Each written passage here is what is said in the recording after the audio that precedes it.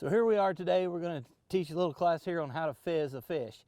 You know, largemouth fish and smallmouth fish, both of them two different animals in the way that you fizz them. Neither one fizz in the same place. So today I have a largemouth bass. I'm going to show you how to fizz it, how to line up your needle. You know, it's very important the needle that you have has what we call a reamer. And that's what this right here is. It just goes right in the center of the needle and goes down. And once you've punctured the fish and you turn it up and you push it down in, you're going to take that reamer and you're going to tap. And what you're doing is you're tapping any kind of meat, any kind of scales, anything that might have got stuck up in this needle out of it. Then you're going to pull this out and you're going to hold the fish under the water, and it's going to release the air that's in the fish. So here we go. Let's talk about, before we do the fizzing, let's talk about where and how to line it up.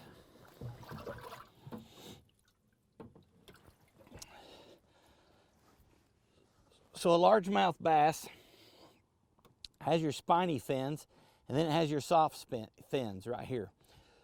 What you do is you want to take and lay this fish over on its side, and you're looking for the anal hole right here. And here's your pectoral fin. So right here, in the middle between your spiny fin and your soft fins, you're going to go right there and you're going to draw a line straight from there right to its anal. You just draw a line through the scales right to the anal right there. You go straight back from the fin right back to that line, and you're going to go in at a 45. You're just going to go right straight in like this, lift up them scales, push in. Went in really simple.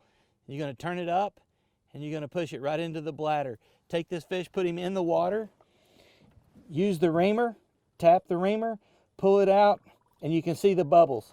You want to hold this fish in your hands until it starts to feel the buoyancy of this fish start to fall. As soon as he starts to fall like he's doing right now, pull it out. That's when you know. When you feel that fish start to sink in the water, that's when you know you've got enough air out of that fish and he's going to be in good shape. If you don't fizz these fish when they're blowed up like that, you're putting so much pressure on their organs that even, you know, fin clips, people put fin clips on them and they think that helps, and it does help. But what it does is the damage is already done by the end of the day. If those fish have had to fight with a lot of pressure on their bladder, on their heart, all that stuff is right there in that area.